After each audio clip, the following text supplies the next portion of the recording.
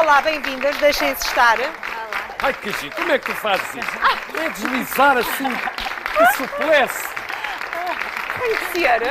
Sara, bem-vinda. Doutora Bárbara Ramos Dias, que também tem 3 filhos, não é? É, Também tem 3 filhos. Muito obrigado por terem vindo. Muito obrigado. Obrigada. Bom, nós aqui somos eternas crianças, como podem ver. Nós gostamos muito. Passamos a vida a brincar. Bem, vamos começar já a fazer uma pequena introdução e depois vamos ouvir as crianças e depois desenvolver. Mas para começar, quais são os principais sinais a que devemos estar atentos, nomeadamente nestas questões da motivação escolar? Neste caso, da desmotivação. Da desmotivação, não é? claro. Devemos estar atentos quando a criança está mais apática, quando está com um humor mais depressivo do que aquilo que é habitual, quando se isola mais, quando está mais irritada, que acontece muito também na altura dos adolescentes, mas é percebermos se isso é excessivo ou não. Quando há diferenças no sono, por exemplo, se querem dormir mais do que aquilo que é o habitual. Portanto, são diversos sinais mas estes são os principais. Doutora, mas isso não acaba por ser na prática um bocadinho os sinais que nós mesmos, os adultos, temos muitas vezes quando nos sentimos desmotivados? Exatamente. Portanto, se calhar a forma como para os mais novos é que é diferente, é que achamos que aquilo é sinal de ou de preguiça ou de outra coisa qualquer e achamos que não têm stress, não têm problemas, portanto... Sim. Sim, muitas vezes passa exatamente por isso, é pelo stress, é pela desorganização que eles sentem, é por se sentirem perdidos e basta uma orientação ou ajudá-los a planear o estudo e tudo muda. Ou simplesmente até ensiná-los a trabalhar o stress e como lidarem com o stress de forma positiva. Podemos lidar com o stress de forma positiva ou negativa, não é? Mas às vezes nem são precisos sinais, porque as crianças são tão diretas e tão frontais que dizem mesmo: mãe, não me apetece ir para a escola, mãe, não gosto. Não sim, é, mãe, pai, esses que dizem é ótimo. Não são precisos sinais, a gente percebe logo. Mas então, muitos não dizem, não é? Pois é. Então, mas vamos saber o que é que pensam então as crianças sobre este assunto, como disse o João há pouco, e depois voltamos aqui à conversa para debater este assunto da melhor maneira. Nomeadamente, vamos saber, para eles, será que a escola é perfeita, não é? O que é que será uma escola perfeita? Bom, vamos saber tudo. Então, a escola perfeita seria uma que tivesse um ensino perfeito. Como assim? Então, tivesse as melhores professoras, que para mim é a minha professora, Sandra Santos, e que ensinasse bem as coisas. Com baloiços, escorregas e um campo de futebol e um sítio que houvesse várias árvores. Com um almoço muito bom, com mais 1 hora de intervalo e uma aprendizagem melhor. Com menos confusão e mais auxiliares. Ter com os amigos toda a hora e brincar à escondida, à apanhada. Mas também a escola perfeita não seria boa, porque se fosse tudo perfeito não havia as dúvidas. Gosto bastante de brincar aos pais e às mães e à apanhada. A melhor qualidade da escola é o recreio, é um grande recreio. E também gosto de estar na sala de aula, a aprender novas coisas. De estar na sala de aula e fazer coisas com a minha professora e com os meus colegas. As aulas são muito boas. A professora ensina muito e eu gosto da minha professora. Qual é que é a coisa que tu menos gostas na escola? O almoço, a comida do almoço. Porquê? Porque muitas vezes não temperam a comida e essas coisas. Não gosto muito quando estou a passar no campo e as bolas vêm contra mim e acertam-me. Mudava o refeitório, ser mais limpo. Com mais mesas e com mais pessoas.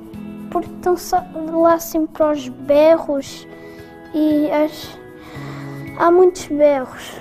Tem ali maçãs no chão, sopa no chão e há alguns que escorreguem. Porque há muitas crianças e não há muitas auxiliares. E o recreio, para não haver muitas confusões. E as casas de banho, haver mais casas de banho. Ficou tudo registado, portanto, entidades competentes, faça favor de ouvir Já percebemos que a comida... estas crianças. Muito obrigado por terem participado. Sara Rodi tem 15 filhos. E também não tem 15 anos, mas... Tem 14 filhos? Tem 4 filhos, um de 13, um de 11... E 2 com 7. Os gêmeos. E os gêmeos, Tantos exatamente. filhos. Uma aventura. É uma aventura nessa questão da desmotivação. Não, sem dúvida nenhuma. É porque eles para já são 4 crianças completamente diferentes. Portanto, eu até gosto muito, porque eu também sou uma pessoa que gosto, sou muito motivada e, portanto, sempre achei que era importante motivá-los. Mas, de facto, o que motiva um não motiva o outro. Claro. E, portanto, é muito diferente, eu tenho que ir tentar percebê-los e tentar ir atrás deles. Então, eu costumo pensar muitas vezes, bem, se eu tenho esta dificuldade com 4, imagina um professor quando tem 30, não é? É muito difícil também conseguir perceber, tocar a todos e ir atrás da motivação de cada um. E depois, claro, a escola também não ajuda. É um bocadinho, eu sinto... A carga horária, por exemplo, é altamente... Não, eu sinto... Algumas escolas. Sim, algumas escolas, mas sim. desmotiva. Eu sinto muito, aliás, até com um grupo de mães, até andamos aqui assim um bocadinho a pensar sobre o ensino, porque acho que o ensino hoje em dia, algumas questões têm mesmo que mudar, porque as crianças estão muito diferentes e precisam de outro tipo de estímulos e acho que a falta de motivação hoje em dia também tem muito a ver com isso. Ou seja, eles em casa têm um tipo de vida e de estímulos e depois chegam à escola e estão, por exemplo, 90 minutos sentados a ouvir um professor a falar ou que lhes apresenta um PowerPoint. E, portanto, para as nossas crianças de hoje em dia, isso é... Às vezes os meus filhos costumam dizer, às vezes é quase uma tortura, não é? Ir às aulas. E o que acontece? Ou não apreendem, não é? E chegam a casa e nós, pais, temos que ir um bocadinho atrás deles para explicar, ou então vão para explicações, ou então começam a fazer barulho, a rir, e, portanto, o professor depois não consegue dar aula porque eles se portam mal, e portanto, é mau para todos. É mau para professores que querem ensinar, é mau para eles que não aprendem, é mau para nós, pais, porque eles depois chegam a casa e não sabem, nós temos que estudar com eles. No fundo, havia aqui a necessidade de uma mudança, na sua opinião, quase do esqueleto do próprio ensino. Sim. Uma questão de estrutura, não é? Com mais, lá está, e estas crianças falaram nisso, onde houvesse mais brincadeira, mais jogos, onde eles pudessem correr, saltar, brincar, não é? Eu costumo dizer, há um dia que é terça-feira em que os meus filhos têm aulas de manhã até ao final da tarde, os meus adolescentes, eles chegam a casa impossíveis, só têm vontade de se atirar para o sofá e vêm sempre nervosos, porque de facto é penoso. E eu costumo dizer, se tivesse um dia inteiro a assistir, por exemplo, uma palestra, não é? Sentada numa cadeira, eu também chegava a casa de rastos, não é? Claro, já para não falar que eles têm ritmos diferentes, precisam até dormir mais horas do que os adultos, Sim, porque estão em crescimento, não têm tempo para dormir. Eu acho que com tudo aquilo que nós sabemos hoje sobre o desenvolvimento das crianças e dos jovens, eu acho que valia a pena olhar para um conjunto de coisas que Na nós opinião temos. da doutora Bárbara, ter tempo para ser criança, para ser adolescente, e isso é muitas vezes ter tempo para fazer nada, porque é fazendo nada que a criatividade também é trabalhada, porque é quando estamos com tédio, que nos lembramos das coisas mais loucas e que procuramos inventar, isso é essencial para que as crianças se sintam motivadas.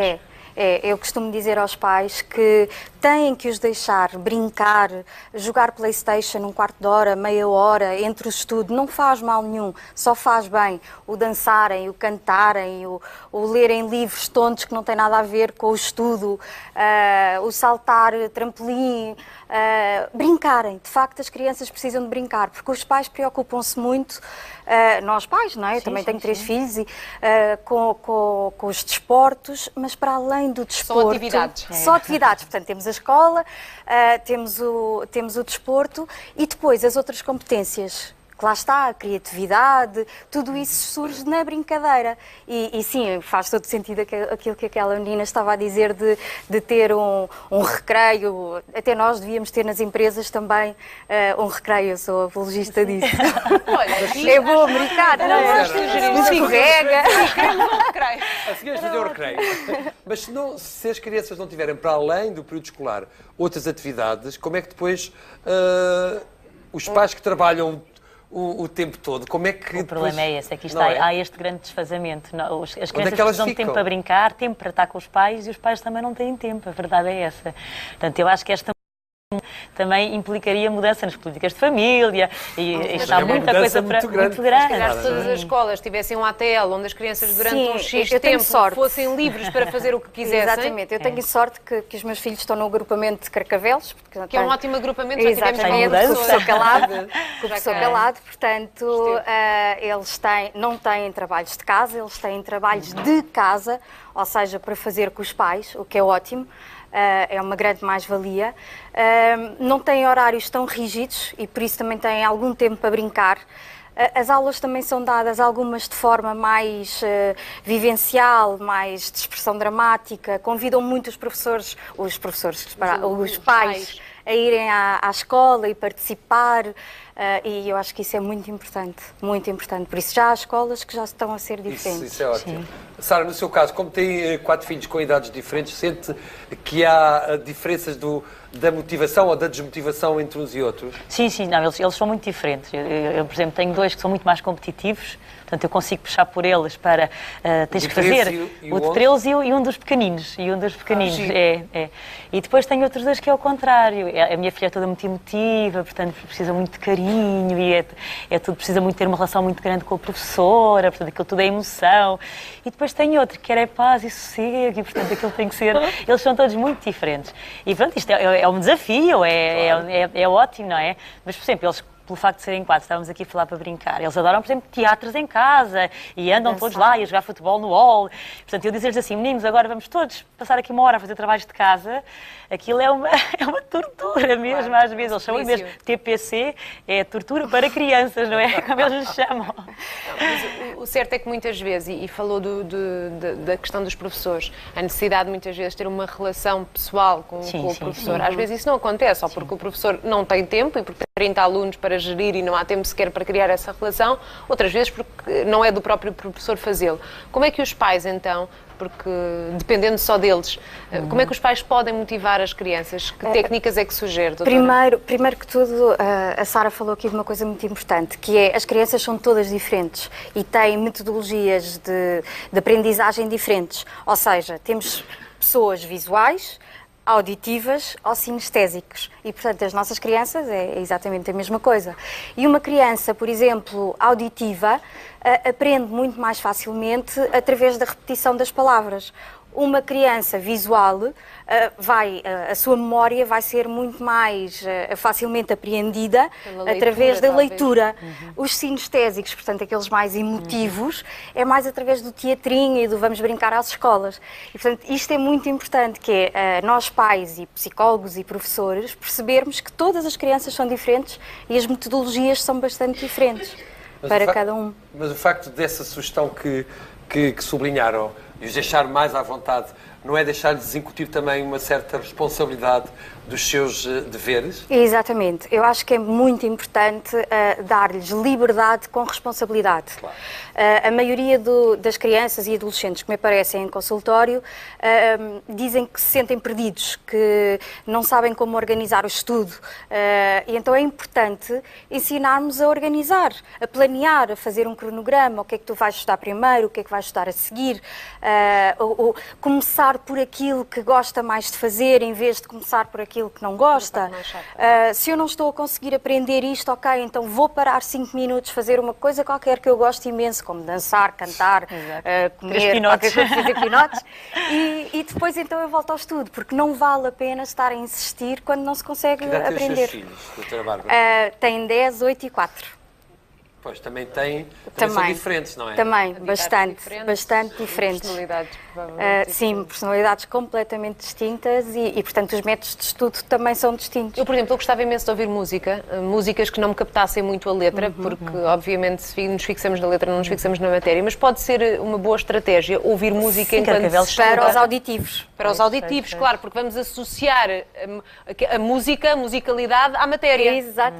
Exatamente. Eu costumo dizer aos meus meninos, como eu digo, para gravarem os auditivos, por exemplo, gravarem a matéria e depois ouvirem com fones. E é uma forma muito mais fácil deles aprenderem, não é? Enquanto que os outros, por exemplo, é sublinhar com aquelas corzinhas todas, escrever, e fazer os resumos, não é? Portanto, depende de cada criança. No seu caso, Sara, alguma vez sentiu mesmo uma grande dificuldade num período de escola? Quase todos da os matéria. dias. Enquanto aluna, enquanto com mãe, os seus sim. filhos. Não, eu pensar, procuro... o que é que eu faço? Muitas vezes vou-me deitar e pensar como é que eu vou meter-lhes aquilo na cabeça. E pronto, o que eu tento depois é, lá está, também nós próprios usarmos a nossa criatividade para os ajudarmos, não é? Muitas vezes, por exemplo, aula de história, ainda no outro dia fomos para Lisboa, percorrer toda a zona da Baixa, que eles estavam a dar o terremoto e aquela zona toda. Às vezes fazemos canções lengalengas com a tabuada, com os reis. Exatamente, andámos a marchar, e no fim de semana andámos a marchar pela casa com a tabuada, todos juntos. Portanto, isto é um desafio. Música também, a tabuada. A minha mãe ensinou-me com música. Pois, não, exatamente. Portanto, é tentar assim um bocadinho também de formas criativas, através do jogo, da brincadeira, que eles apreendam aquilo que dão na através do escola. monopólio, Exatamente, conseguimos ajudar imenso. E é importante assegurar que as crianças, os jovens, estão satisfeitos, por exemplo, no que diz respeito à ingestão de alimentos. Sim. É importante, Sim. porque estudar com fome, com sede, Nem seja o que for, é pensar. terrível. A cabeça Nem está no... pensar. Primeiro, a água ajuda a hidratar o cérebro e, portanto, a memória fica muito mais fluida e conseguimos nos concentrar muito melhor se bebermos, por exemplo, 2 copos de água. Imagine, está bloqueado com uma situação de stress, bebe 2 copos de Mas água. isso é e para nós, se calhar. Não, e para as crianças também, é a mesma coisa. Isso. E depois, há alimentos, obviamente, que nos vão ajudar muito mais em termos de memória, como a banana, os brócolos, a laranja, chocolate preto, maracujá. Amêndoas também. Amêndoas também. frutos secos têm essa. Sim, ajudam muito a nível de concentração e de memória. Mas mais importante que tudo isso até é ensiná-los a trabalhar com o stress deles. O que é que eu posso fazer em situações de stress? Como eu posso relaxar, não é? Através de respiração, através... Sim, porque as crianças também têm stress. Também têm têm stress, sim. É não desvalorizar, era o que se dizia no Exatamente. início. Não Têm desvalorizar muito e achar stress. que eles não são E sujeitos. não sabem lidar com ele. Claro, é um stress à medida deles. Portanto, os problemas são à medida deles, mas têm Exatamente. grandes problemas na perspectiva deles, não é? Que nós achamos, isto não é um problema nenhum. Mas para eles é. E então, para crianças, adolescentes de 13, 14 anos, que já se sentem perdidos por si... Tem dramas Exatamente. existenciais e, claro... Mas o que vale é que esta época é terapêutica do Natal, não acho?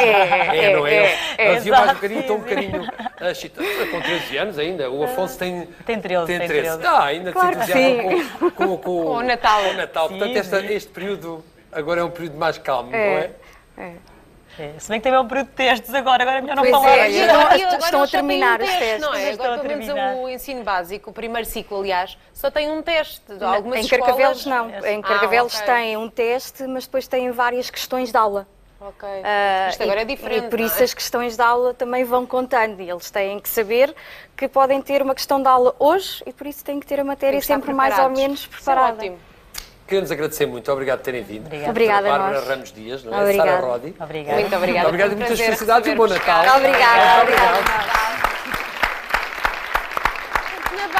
Também aprendemos alguns truques para nos mantermos a nós motivados. No nosso tempo era diferente. Era um bocadinho diferente. Não havia tanta dispersão, não entrávamos em stress. Era fazer os trabalhos da casa e jogar a futebol, jogar ao Sim, Berlim.